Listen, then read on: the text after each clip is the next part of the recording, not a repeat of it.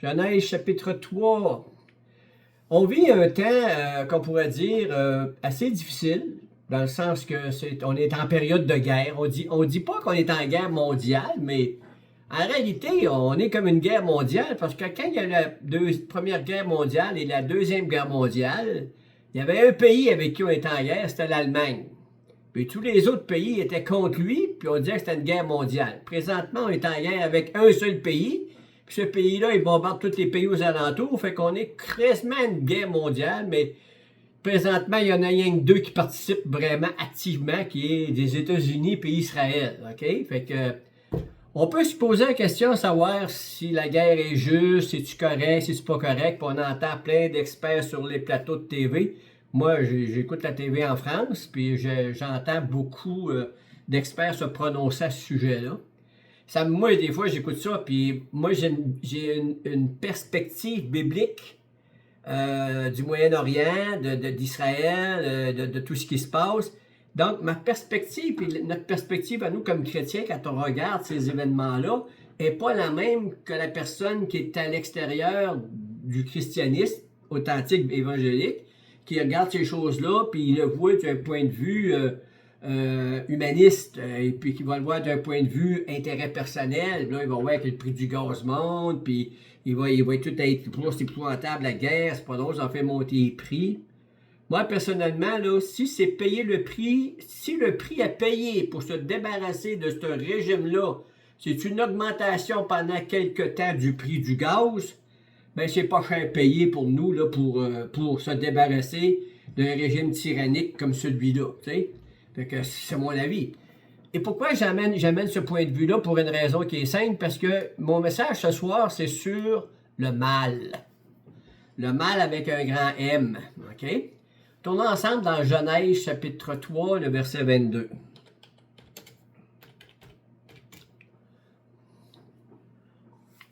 Dieu a créé le monde dans un monde parfait, dans un monde en pleine harmonie, dans un monde où il faisait bon vivre et où il n'y avait pas de danger de mort. Les animaux n'étaient pas dangereux, les plantes n'étaient pas dangereuses, il n'y avait rien de dangereux nulle part, on vivait dans un paradis terrestre, c'est le cas de dire. Et l'homme et la femme étaient en harmonie, les deux étaient en parfaite harmonie, ils avaient une communion avec Dieu, ils rencontraient Dieu, il y avait quelqu'un pour jaser, ils n'étaient pas tout seuls, Dieu lui avait fait une amie, une compagne, et puis il y avait tout ce qu'il fallait. Mais malheureusement, ils sont allés faire, je vais les mettre ensemble, là, je ne les séparerai pas, je ne mettrai pas à faute plus sur un que sur l'autre, là. Les deux ensemble ont fauté et ça a amené ce qu'on appelle, la Bible appelle ça, le péché. Le péché engendre le mal, OK? Le péché, c'est de manquer l'objectif, c'est manquer le but. Le mal, c'est à peu près la même chose, c'est une autre façon de le définir, mais pour nous, quand on parle du mal, c'est comme plus percutant, c'est comme plus visible, c'est comme plus, comme dit, ça fait mal, tu sais, je veux dire, c'est pas le fun, tu sais, je veux dire. Il y en a qui font le mal, et ils ont du plaisir à faire le mal. Et c'est à cause du péché, c'est une des choses que le péché a amené dans l'humanité, c'est que les gens sont tellement rendus corrompus qu'à un moment donné, ils vont faire le mal et pour eux, c'est comme normal, c'est correct. Tu sais, vous savez que le voleur, voler quelqu'un, lui, il a du plaisir à voler parce que lui, il en retire un bénéfice de son vol. Mais la personne qui se fait voler, elle n'en tire pas un bénéfice. Elle vient de perdre quelque chose. C'est comme la personne qui trompe son mari ou sa femme, ou lui, le gars qui va tromper ou la femme qui va tromper, elle retire un bénéfice, elle bénéficie d'un avantage avec quelqu'un d'autre. Mais celui qui se fait tromper, c'est pas un avantage et c'est pas le fun pour eux. Donc, le mal, il y a des conséquences sur des gens, puis des avantages pour quelqu'un. Parce que si le voleur n'en tirait pas d'avantage, ben il continuerait pas à voler. C'est la même chose dans n'importe quoi. Le mal est un problème. À un point tel que, à un moment donné, Genèse 3, 22, il dit, l'Éternel Dieu dit, voici l'homme est devenu comme l'un de nous pour la connaissance du bien et du mal. C'est intéressant de voir que même avant la chute, même avant le péché, Dieu était conscient du bien et du mal. Déjà là, dans l'éternité, le bien et le mal étaient quelque chose qui pouvait être connu. Et on sait que Satan a péché, s'est rebellé, est monté en orgueil, Et il a trouvé dans son cœur la méchanceté, le mal, le péché est entré en lui. Et le mal était là. Et il y a eu une guerre dans le ciel, puis Satan a été précipité. Ça veut donc dire que Dieu avait déjà cette connaissance du bien et du mal avant même que la chute arrive, avant même que la connaissance du bien et du mal arrive. Et l'homme est devenu comme Dieu, connaissant le bien et le mal. Et avec cette connaissance-là, la problématique, c'est que oui, on peut connaître le mal, mais souvent le mal, on n'a pas la force de le vaincre. Et quand je dis la force de vaincre le mal, c'est toute désobéissance à ce que Dieu nous a donné, nous a commandé, et ça va englober énormément de choses. Quand on en regarde, mettons, Dieu a-tu installé des panneaux de vitesse sur la route? Non, c'est les hommes qui ont installé des panneaux de vitesse. Est-ce que moi, je suis coupable lorsque je ne suis pas la loi des hommes? Oui, parce que Dieu me demande de suivre la loi des hommes, des autorités dans lesquelles Dieu a instauré. Donc, le mal est global, il n'est pas juste dans certains items que la Bible déclare de façon claire, nette et précise, parce qu'il y a des choses qui sont généralisées à quelque part. Donc, le mal a prospéré en proportion. Parce que si on continue ici, il dit là, on est au début, Genèse 3, 22, l'homme est devenu comme nous. Il dit, empêchons-le maintenant d'amasser sa main, de prendre de l'arbre de vie et d'en manger et de vivre éternellement. Ce qui a arrêté un drame. Parce que moi, j'aimerais pas vivre éternellement dans la même condition que je suis à l'heure actuelle, et je crois que vous pensez la même chose. Si toute votre éternité, vous devriez vivre avec ce péché-là en vous, là, puis là, on a juste quelques années de vie, 50 ans, 60 ans, 70 ans, 40 ans, peu importe, on a déjà un bagage.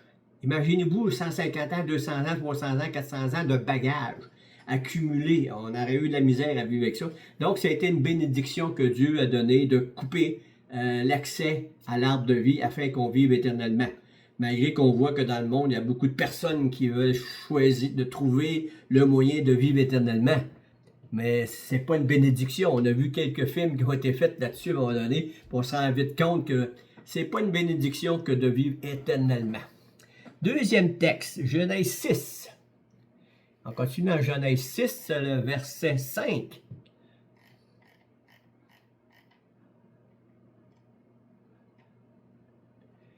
L'Éternel vit que la méchanceté des hommes était grande sur la terre et que toutes les pensées de leur cœur se portaient chaque jour uniquement vers le mal. Voyez-vous, ici, on est vraiment rendu là, à un point tel, puis on est au début là, de l'histoire humaine, on est au début de la création. On a à peine quelques centaines d'années, et puis déjà là, on se rend compte que Dieu, il voit que le cœur de l'homme se porte chaque jour vers le mal, à un point tel que Dieu se repentit, verset 6, d'avoir fait l'homme sur la terre, et il fut affligé en son cœur. Donc, il y a eu de la peine, ça l'a fait de quoi? Ça n'a pas de bon sens. Et là, il s'est dit au verset 7, « J'exterminerai de la face de la terre l'homme que j'ai créé, depuis l'homme jusqu'au bétail, aux reptiles et aux oiseaux du ciel, car je me repens de les avoir faits. » Mais une chance que Noé était là. Une chance que Noé était là parce qu'on ne sera plus là. Parce que Noé trouva grâce aux yeux de l'Éternel, verset 8. Mais avant d'arriver là, c'est qu'on voit que Dieu, il voit que le mal s'est propagé, puis lui, sa solution au mal, c'est quoi? C'est d'exterminer de la face de la terre l'homme que j'ai créé depuis le reptile. Tout, il va tout détruire, il va tout exterminer. Lui, c'est sa solution au mal. Le mal, pour lui, là, il doit le détruire, il doit l'exterminer, il doit le... C'est comme un cancer. Vous savez, un cancer, lorsqu'on a un cancer, et on peut le soigner avec de la chimio, on essaye de tuer le cancer, mais il reste qu'il n'y a rien de tel qu'une bonne opération avec un bon bistouri puis de l'enlever au complet. Là, on est correct, mais c'est sûr, des fois, on arrive trop loin, ça va trop loin, puis c'est éparpillé, on ne peut plus rien faire. Mais il reste qu'un cancer, pour vraiment être sûr d'avoir la paix avec un cancer, c'est de l'enlever. La meilleure alternative pour avoir la paix, c'est vraiment d'enlever le cancer. Donc ici, Dieu, il veut enlever le mal de la face de la terre, mais Noé a trouvé grâce, et on sait qu'il y a eu quoi? Eh bien que Noé s'est construit une arche, puis il a été sauvé de cette destruction. Mais Dieu a quand même amené une destruction totale de toute l'humanité à ce moment-là. Combien y avait-il d'habitants sur cette terre-là à ce moment-là? Des milliers, des centaines de milliers, des millions? On n'en a aucune idée, on a quelques milliers d'années de vie avant Noé, fait qu'on n'a pas des millions d'années, on a quelques milliers, peut-être quelques centaines, je ne sais pas. Mais On est peut-être à 150 000 de population, 1 million de population, je ne sais pas, mais en tout cas, une chose est sûre, c'est que Dieu a exterminé toute vie à ce moment-là, à l'exception de 8 personnes, et qui vont recommencer à repeupler la terre. OK? Mais on va commencer à repeupler la terre, mais le problème, c'est que il n'est pas sorti de l'arche que déjà là, ça commence. Tu sais, il vient juste de sortir de l'arche, puis déjà, ça commence à aller mal. Fait que ça augure pas bien. Chapitre 6, verset 11 de Genèse, ça dit « La terre était corrompue devant Dieu, la terre était pleine de violence. Dieu regarda la terre, et voici, elle était corrompue, car toute chair avait corrompu sa voie sur la terre. Alors il dit, la fin de toute chair arrêtée par-devers moi, car ils ont rempli la terre de violence. Donc voici, je vais les détruire avec la terre. » On peut arriver avec des textes comme ceux-là, dire c'est cruel, surtout aujourd'hui avec la bien-pensance, là, tu sais, veut dire oh, l'humain, il y a des fois, il donner des chances, il faut être aimable, il faut être miséricordieux, il faut lui donner du temps, il faut lui donner des chances. Mais ici, on voit que c'est pas le cas. Ici, Dieu, il donne pas d'autre chance. Il a donné un temps, j'imagine. Il a donné un temps pour que ça change, mais ça n'a pas changé. Et là, on a eu le déluge. On va arriver avec le déluge tout d'un coup. C'est comme ça que ça va se passer. Il va y avoir une destruction complète. Savez-vous une chose? Le mal, savez-vous de quoi il a le plus peur? Le mal, il a peur d'une chose. Savez-vous de quoi? Il a peur de la force. Il a peur de l'autorité. Tant et aussi longtemps qu'il n'y a pas une force pour contrer le mal, pour le contraindre, pour l'endiguer, pour l'éliminer, il va avancer, il va prospérer. Le voleur va devenir de plus en plus sophistiqué, de plus en plus, comment dirais ça? Il va aller plus loin dans sa corruption, dans son vol. Le tueur à gages va aller encore plus loin dans ses contrats. L'homme pervers va continuer dans sa perversité. L'homme corrompu, il va toujours aller plus loin dans sa corruption.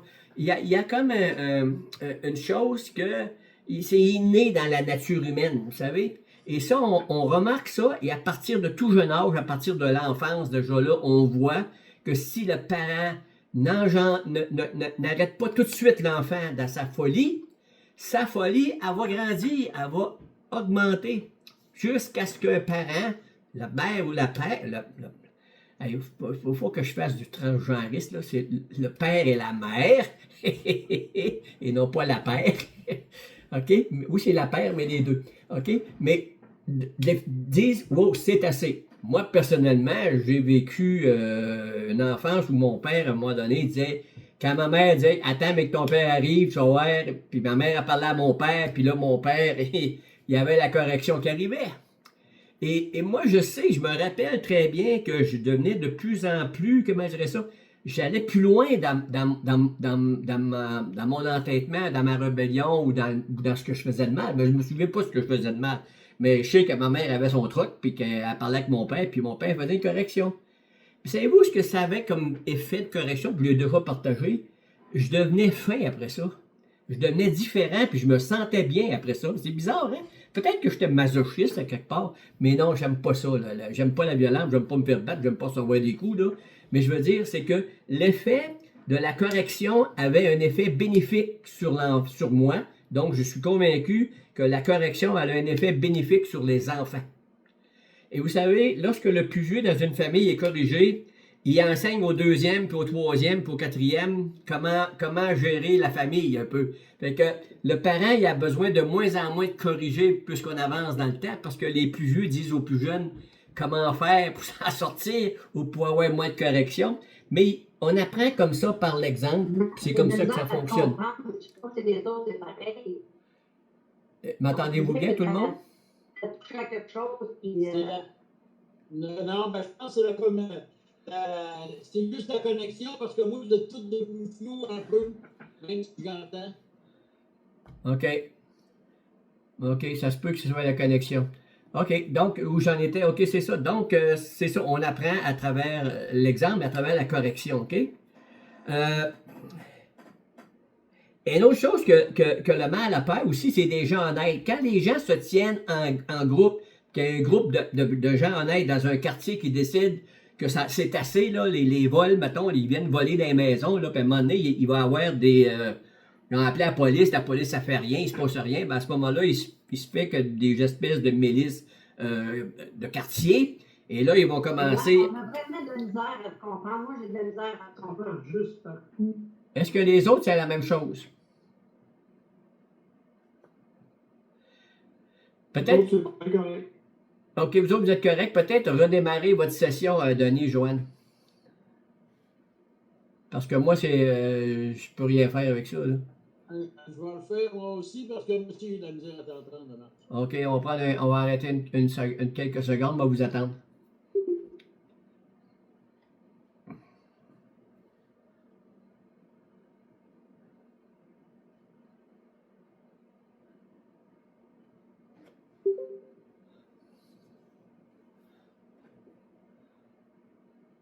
OK.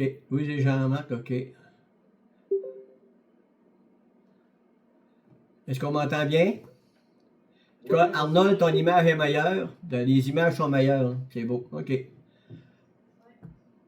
On continue. Donc, je disais, donc, c'est ça. Fait que les gens qui font le mal, ils ont peur des gens honnêtes et qui sont convaincus et qui vont se tenir ensemble. Parce qu'à ce moment-là, ils vont faire, mettons, de la surveillance de quartier. Puis on va s'apercevoir qu'à partir de ça, les crimes vont diminuer énormément. Pourquoi? Parce que les gens savent qu'il y a du monde qui vont les arrêter, qui vont les contrer. OK? On sait qu'il y a eu le déluge, on sait après ça, il y a eu Sodome et Gomorrhe. Sodome et Gomorrhe, quand Dieu a vu que le mal avait grandi dans Sodome et Gomorrhe, il a détruit les deux villes.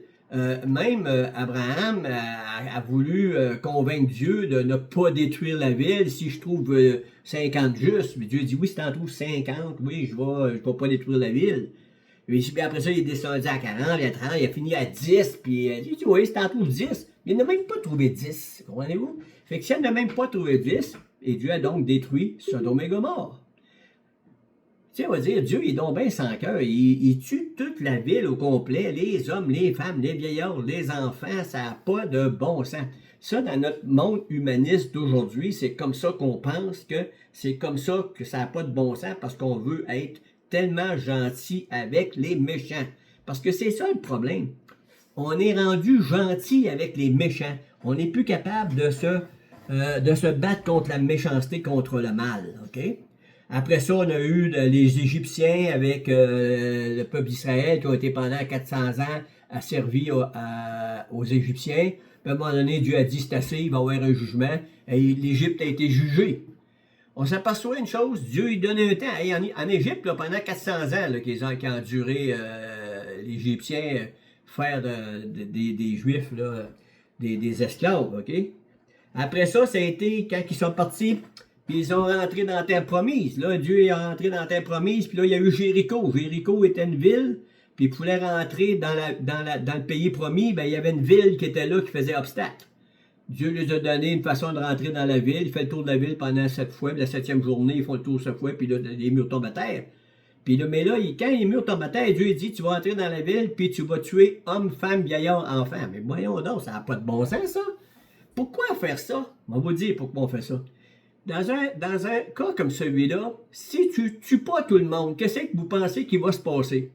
Ben, le sentiment de vengeance des gens qui sont là, ils vont être en arrière de toi. Ils vont être un piège pour toi par en arrière. Ils vont pouvoir venir t'attaquer par en arrière. Et là, tu vas être en danger. Donc, c'est ton peuple à toi qui va être en danger d'être tué par les gens qui sont en arrière de toi. Parce que c'est comme ça que ça se passe dans la vie, là, tu sais. Quand tu as des ennemis, si tu les élimines pas, c'est eux qui reviennent par après, puis qui t'éliminent. On a vu la même chose avec les autres villes. À mesure qu'ils avançaient dans la terre promise, ça a été comme ça s'est passé. Jusqu'à un temps qu'à un moment donné, ils ont plus fait ça. Puis là, il restait des gens et c'était là. Et ça a toujours fait quoi? C'est qu'ils ont eu des guerres continuelles. Ils n'ont jamais fini d'avoir des guerres. Et ça a toujours duré. Pourquoi? Parce que les ennemis, ils ont laissé là. Ils ont laissé là, OK? Ça nous amène à un moment donné à aujourd'hui. Aujourd'hui, on est rendu où? On est dans des guerres, comme on peut dire à quelque part, c'est comme le Hamas à Gaza. OK? Là, Israël est en avant de peuples, puis il est entouré de peuples qui, eux, leur objectif, c'est de les tuer, de les éliminer, de les rayer de la carte. Puis pas juste là, comment dire, en parole, mais littéralement, de les rayer de la carte, de les faire disparaître totalement. Là. Pas juste un petit peu, mais effacer de la carte, rayer de la carte. Ça, c'est leur objectif, et même que c'est tellement dans leur objectif que c'est même dans leur charte, dans leur constitution. Et c'est la même chose avec l'Iran. L'Iran, qui est le mouvement chiite islamique de l'Iran, avec tous ceux qui sont là, ce sont ces gens-là qui ont dans leur constitution, dans leur religiosité, leur but, c'est de détruire Israël, c'est de l'enlever de la carte, de le rayer de la carte. Mais nous, en Occident, on aime tellement les bonnes personnes comme celles-là qu'on leur dit, ben, négocier avec eux autres. Pour négocier, essayer de les comprendre, essayer d'arriver à quelque chose. Mais ce que vous ne comprenez pas, c'est que ces gens-là, dans cette religion-là, eux, ils ont une façon de penser qui est très différente de la pensée occidentale. Ils ne pensent pas comme nous. Puis eux, dans leur religion, dans leur façon de penser, ils ont le droit de mentir afin d'arriver à leur but. Et pour eux, le mensonge n'est pas un mal. C'est correct. Nous, mentir, c'est mal. Mais pour eux, mentir, ça ne l'est pas. Eux, pour tuer des Juifs, ce n'est pas mal. Pour nous, tuer n'importe qui, que ce soit un musulman, un Juif ou n'importe qui, c'est mal. Fait qu'on n'a pas les mêmes critères d'évaluation des choses. Et en Occident, on essaie de faire avec les gens d'ailleurs, avec des pensées totalement différentes, mais de juger sur le même point comme s'ils étaient comme nous. Ça ne peut pas fonctionner, c'est impossible. Tu es en face d'un mal, mais vraiment en face d'un mal, qui est l'Iran, la Hamas, le Hezbollah, les Houthis, et tout ce mouvement-là n'a qu'un but, c'est dérayer de la carte Israël. Donc ce peuple-là, Israël, il ne faut pas oublier une chose, là, c'est qu'un pays a un droit envers ses citoyens. Tu sais, souvent on entend Dieu Jésus, là, il est pour la paix, et puis Jésus est pour la non-résistance, et puis on doit adhérer aux valeurs morales, et puis etc., etc. Mais il ne faut pas oublier une chose. Jésus ne nous a pas dit là, de se laisser tuer puis de se laisser faire. Et il a donné au gouvernement le droit de se défendre. Et souvent, ça peut arriver justement que le gouvernement va nous demander d'aller à la guerre. Puis on doit aller à la guerre, comme la Deuxième Guerre mondiale ou présentement. On est face à un mal, puis on doit éliminer ce mal-là. Imaginez-vous, là, demain matin, là, on gagne la guerre, puis l'Iran, là, il y a un changement de régime, puis c'est un régime qui est rendu pro-occidental, puis avec les valeurs chrétiennes. Puis vous savez, en Iran, présentement, il y a énormément de conversions de chrétiens présentement là-bas. Ça, c'est quelque chose que j'ai pu voir, que j'ai pu lire à quelque part. Il y a énormément de conversions. Imaginez-vous, demain matin, là, plus de Hamas, plus de Hezbollah, plus d'Iran, plus de ces affaires-là. Mais ça va être la paix. On va avoir la paix, parce que les faiseurs de troubles dans le monde actuel, là, si c'est rendu difficile de voyager en avion, que ça prend énormément de temps parce qu'il y a des mesures de sécurité, que ça fait ni plus. Ça a commencé quand ces mesures de sécurité-là? Ça a commencé à Munich quand les terroristes islamiques de l'OLP avec la gang de... Comment il s'appelait déjà? Il est mort, là. En tout cas. Yasser Arafat. Exactement, Yasser Arafat. Et c'est à partir de là qu'on a commencé à voir des détournements d'avions, des détournements de toutes sortes de choses comme ça. Puis c'est à partir de là qu'on a commencé à mettre des mesures de sécurité. Et ça s'est renforcé de plus en plus avec l'affaire du 11 septembre à New York. Ben là, ça a empiré encore plus. Là, les gouvernements sont rendus sur la sécurité. Mais imaginez-vous donc si ces gens-là n'étaient plus là, si l'islam n'était plus là pour mettre ces pressions-là à l'heure actuelle, ces mouvements islamiques-là, parce qu'il y a des musulmans de paix, il y a des gens qui veulent la paix, vivre comme tout le monde, là, c'est pas d'eux autres que je parle. Je parle vraiment des crinqués, là. Si ces gens-là étaient plus là, si ce mal-là est enrayé, on vivrait en paix dans l'Occident, on ne serait plus en guerre avec personne. Parce que depuis, moi, j'ai 74 ans, j'ai commencé à être conscient de cette guerre-là en 67, quand la guerre des 6 jours en 67, avec tous les pays arabes qui ont voulu attaquer Israël. À partir de là, on peut dire que je me souviens de tout ça. Puis depuis ce temps-là que j'entends parler de ce conflit-là qui se finit plus, qui arrête jamais. Puis à toutes les fois, Israël a fait des concessions. Israël est allé à Oslo. Ils ont fait des rencontres avec eux autres pour trouver la paix avec eux autres. Ils ont tout essayé. La dernière chose qu'ils ont fait, ils ont donné Gaza. Ils se sont retirés de Gaza. Ils ont donné l'autonomie de Gaza. Qu'est-ce qu'ils en ont fait avec? Ils en ont fait un navire de guerre. avec des tunnels, des lance-roquettes, mais toutes sortes que tu voudras. Ils ont armé plein de monde, ils ont rentré de l'armement. Pendant ce temps-là, le peuple vivait dans la misère, à part certains qui s'enrichissaient avec ça. Les gens du Hamas, eux autres, les dirigeants se sont très, très, très enrichis. Mais il reste quand même que c'est le mal qui est là, puis il a essayé de négocier, puis on a tous essayé, et ça finit quoi? Ça finit par le 7 octobre, avec 1500 morts, avec des femmes, des vieillards, des enfants qui ont été martyrisés, qui n'avaient rien demandé. Ils sont venus les attaquer pour aucune raison. C'était des civils, c'était pas des militaires là, qui étaient là, tu sais. Donc, le mal, il n'a pas été enrayé, on a négocié avec, on a essayé de négocier. On a essayé de négocier avec l'Iran sur l'arme nucléaire afin qu'il ne soit pas possible, parce que si l'Iran avait l'arme nucléaire, il y a de fortes chances qu'il la tirerait sur Israël. Les autres, ils s'en allaient foutre des radiations atomiques en Israël, ils élimineraient ça, ça ne sera pas trop long, ils l'enverraient par là. OK? Donc, le mal fonctionne comme un parasite, puis un parasite, il a besoin, lui, il a besoin de son hôte pour subsister. OK? Donc, il a besoin de mal, il a besoin de subsister, il a besoin d'avoir quelque chose pour subsister. Le monde arabe, le monde islamique ont besoin d'Israël. Ils ont besoin d'Israël pour subsister, parce que c'est avec ça qu'ils se tiennent. OK? C'est une chose, les gars. Une autre chose qu'on a demandé, je vais laisser la guerre tranquille, une autre chose qu'on a aussi, ça s'appelle les conflits d'intérêts. Les conflits d'intérêts, c'est produit, exemple. Moi, je suis un ministre, mettons, comment on appelle ça, ministre, pas de l'économie, mettons, mais des ressources naturelles, OK? Puis moi, j'ai dans mes actifs une compagnie pétrolière. Donc, à tous les faits, je vais prendre des décisions, on va probablement faire mes décisions en fonction que ma compagnie pétrolière puisse s'enrichir en passant. Comprenez? C'est ça qu'on appelle un conflit d'intérêts, OK? Le gouvernement est en conflit d'intérêts à l'heure actuelle. Savez-vous pourquoi? Quand on regarde l'immigration, vous allez comprendre l'immigration qui rentre au Canada puis au Québec, là, vous allez comprendre une chose, OK? Pourquoi les gouvernements laissent entrer autant d'immigration? C'est parce qu'avec cette immigration-là, ça leur assure des votes puis c'est les garder au pouvoir.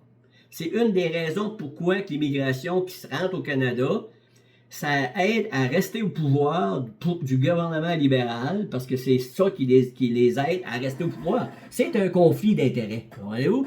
Ça, c'est une chose qui est un mal.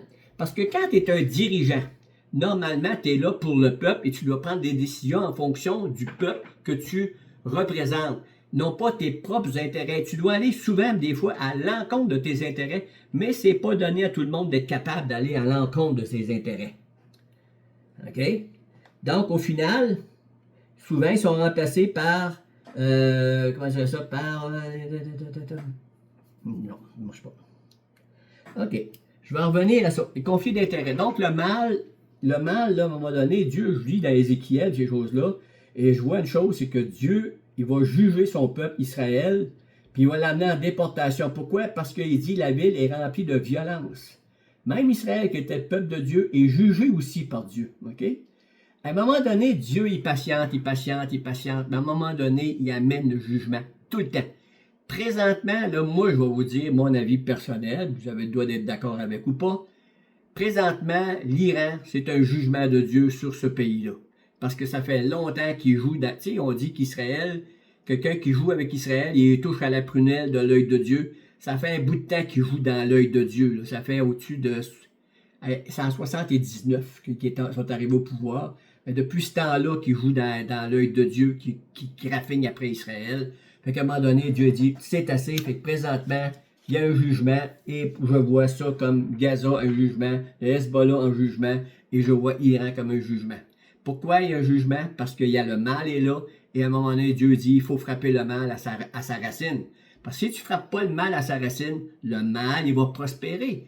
Si on n'avait pas attaqué présentement en Iran, probablement que l'Iran aurait amélioré son arme nucléaire, ses missiles à longue portée. Ils commençaient à en acheter en chaîne des plus longs, des plus gros. Puis eux autres, le missile, ces affaires-là, c'est pour une destruction. Eux autres, ils veulent détruire. Fait à un moment donné, quand tu es chef d'un pays, puis ton pays, tes voisins, ils veulent te tuer, ils veulent t'éliminer, toi, ton devoir comme chef, comme président, comme premier ministre, peu importe, si tes voisins veulent te tuer, t'éliminer, tu n'as qu'une seule chose que tu puisses faire, c'est te défendre et d'éliminer ton voisin avant qu'il t'élimine. Ça s'appelle ça de la légitime défense. La légitime défense, ce n'est pas interdit par Dieu, au contraire. Ta vie, elle est précieuse. La vie de l'autre est aussi précieuse. Mais lorsque quelqu'un veut t'enlever la vie, la tienne devient plus précieuse que la sienne. OK, en passant. C'est de même en passant, là. Une petite chose comme ça, OK? Donc, on a besoin de se défendre.